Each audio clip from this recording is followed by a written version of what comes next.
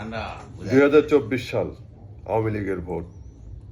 Awami League vote করে, আমরা vote না করেও সেই সময় ঘরে ঘুমাইতে পারি নাই। এই জলযন্ত্র প্রমাণ।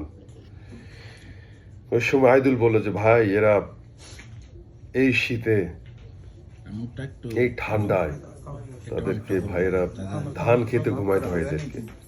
আহারে পাতলা কম্বল। মন্টু, সাবাস সাবাস সাবাস সাবাস। এই যে আজিজ, লিডার আজিজ, নেতা আজিজ, আমাদের 6 নাম্বার লিডার আজিজ। খুব ভালো লাগছে ভাই তোমাদের খাবার দেখে। সেই সেই পুরনো স্মৃতি এখন মনে হচ্ছে কি জানো, ওই সময় ভালো ছিলাম আমরা। একটা স্বপ্ন ছিল, মানে এই তোমাদের ত্যাগ, তোমাদেরকে কেউ মনে রাখতেছে না, বুঝছো? তোমাদেরকে সকলেই ভুলে গেছে। কে তোমাদেরকে মনে রাখছে বলো? কে তোমাদেরকে ডাক দিয়ে কেউ তোমাদের মাথায় হাত বুলাইছে? মনে হয় না। কথাটা কেন বললাম যে মনে হয় যেন সেই সময়টা ভালো ছিল, কারণ একটা পোস্ট যেটা কষ্ট দেয় ভিতরে। আজকে নওগাঁর আমাদের সহযোদ্ধাদের পোস্ট, যে তারা এখানে পোস্ট দিচ্ছে যে হাইব্রিডদের দৌলতনে এই এই ত্যাগীরা কণ্ঠাসা, তাহলে কতটা কষ্ট পেলে একজন ভাই বা একজন ছোট ভাই বা সহযোদ্ধা এই ধরনের একটা পোস্ট লিখতে পারে। আমরা তো এটা আশা করিনি যে কখনো এই সেই 17 বছর এটা আমরা ভুলেও আসে না যে এক সময় আমরা যারা এই সময় যারা ত্যাগী, এই যে এরা কিচ্ছু নাই, পরের দিন কাজ না করলে এদের, মানে একদিন কাজ না করলে এদের মানে পেটে ভাত জুটবে না, হাঁড়িতে ভাত উঠবে না। এবং সেই সময় তাদের এর চেয়ে করুণ ছিল অবস্থা।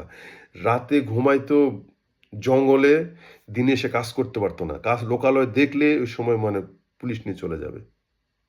সেই সময় এরা বা যারা ছাত্র, ব্রিলিয়ান্ট স্টুডেন্ট বা ভালো ব্যবসায়ী, ভালো পজিশনে, তারা তাদের পজিশনের কথা ভুলে যে কোনো সময় আওয়ামী লীগ ধরে সব লন্ডভন্ড করে দিয়ে উপেক্ষা করে তারা দল করেছে। এই ত্যাগীরা আজকেই বলতে বাধ্য হচ্ছে যে আজকে হাইব্রিডদের কারণে আমাদের আজকে আমরা কোণঠাসা। হাইব্রিডদেরকে কারা প্রশ্রয় দিচ্ছে? কারা? যারা দলের সেই সময়ে যেই মুষ্টিমে কিছু সংখ্যক নেতা রয়েছে প্রত্যেক ডিস্ট্রিক্টে, প্রত্যেক জেলাতে, যারা হোক সেটা জেলা পর্যায়ে, হোক সেটা পৌর নেতা, হোক সেটা থানার নেতা, তাদের মাঝে কেউ কেউ আছে যারা হাইব্রিডদেরকে মানে প্রশ্রয় দিয়ে আজকে ত্যাগীদেরকে তারা প্রশ্নবিদ্ধ করতেছে। তারা অত্যন্ত চৌকুশ। তারা সেই সময় ভালো ছিল, তারা সেই সময় তারা ছিল ফুল কমার্শিয়াল, এখনও তারা কমার্শিয়াল।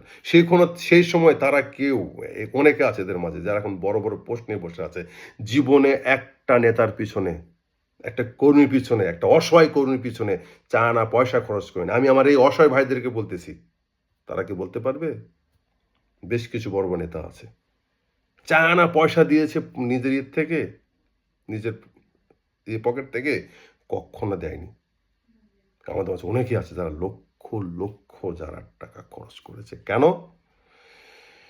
যে এক সময় আমাদের এই কষ্টের দিনটা শেষ হবে, আমরা ইনভেস্ট করব, আন্দোলন আন্দোলন বেগবান হবে, দেশে গণতন্ত্র আসবে, বিএনপি সরকার গঠন করবে।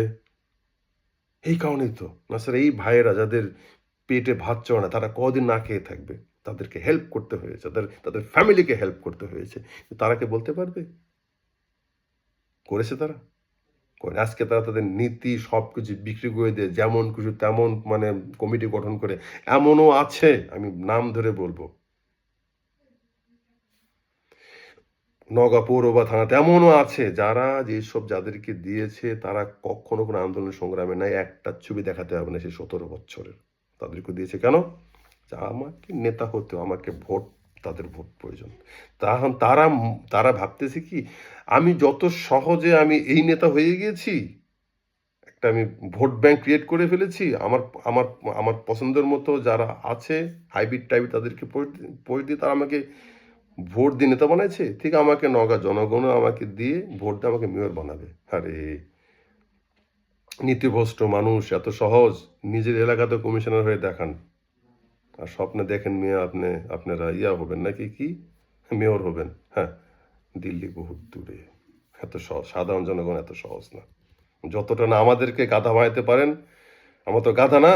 গাধা না হলে আমরা এই আপনাদের পিছে শ্রম দিয়ে যাবো ১৭ বছর, এখনো দিয়ে যাবো।